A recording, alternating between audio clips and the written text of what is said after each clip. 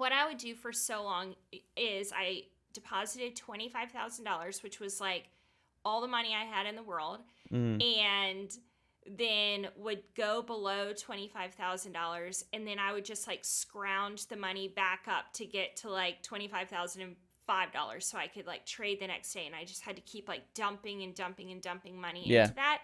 But nobody knew it. I didn't tell anybody. So it's just like this sick secret or whatever that I had. Um, but I don't do that. Like, I converted to the cash account, and I have plenty of money in the cash account to do anything I want to do. So growing the account is no longer really that important, just Hmm. becoming like more consistent or whatever. Um anyway, I a lot of people have been like, just don't post the P&Ls. Like, it'll be fine. But like, Yeah. that's something that I really need to do just so I don't go off the rails Yeah. again, I agree. And I post it every day too, especially because I feel like FinTwit, and rightfully so, like I'm friends with a lot of the guys who are, very, very good, worth a ton of money or whatever. So them posting McLarens and stuff like that is dope. You know what I mean? Like Yeah, yeah. I'm happy for my homies. But I also think that at the same time, for people who are new to trading, that they get kind of trapped by that, or tricked. I mean, it's doable, right? Totally. And these people are examples of that. But I think that it makes you be like, damn, $500, and Warrior Trading on YouTube said he turned that into 10 million or whatever. Like, so I think seeing realistic P&Ls of the process helps a lot, which is why I post my P&L, and it's like, sure, it's a lot of money compared to what I used to be making on my P&Ls, and I'm very happy with that. But I do that so like that when I do have a red day and I lose $800, people are like, oh, wow, okay, and it's not, you don't go from I just started to McLarens or whatever, Yeah. or private jets.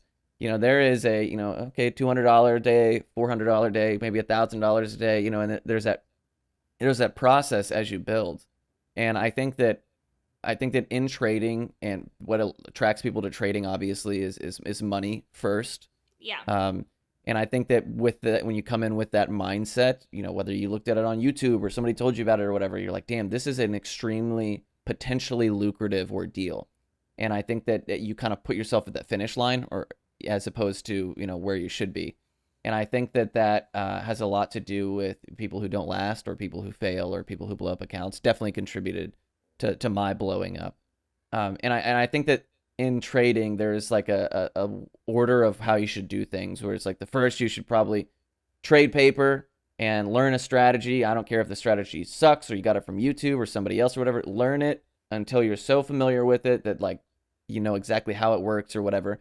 Then maybe you can move into trading with real money. But people are like, real money, I'm starting to start making real money in return. But I would rather see, $5 green, $5 green, $5 green, $3 red, $5 green, a week of P&L of consistency, and knowing, okay, I am net green 10 days out of 12 days or whatever.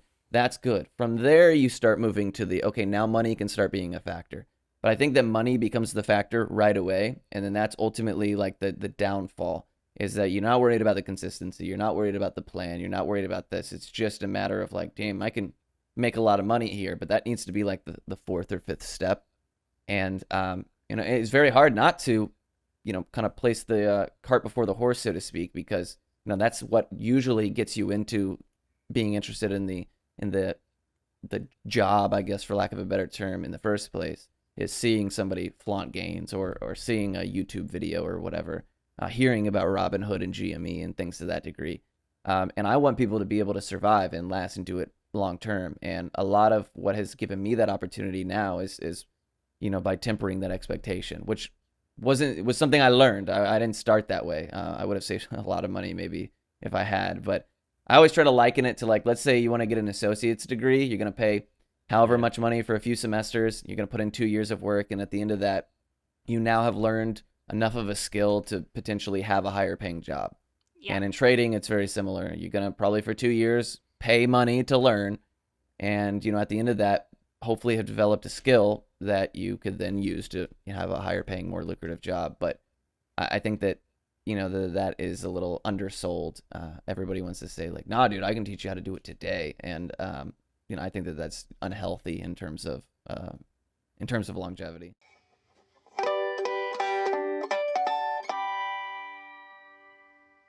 By accessing this podcast, you acknowledge that the Penny Lane podcast makes no warranty, guarantee, or representation as to the accuracy or sufficiency of the information featured in this podcast.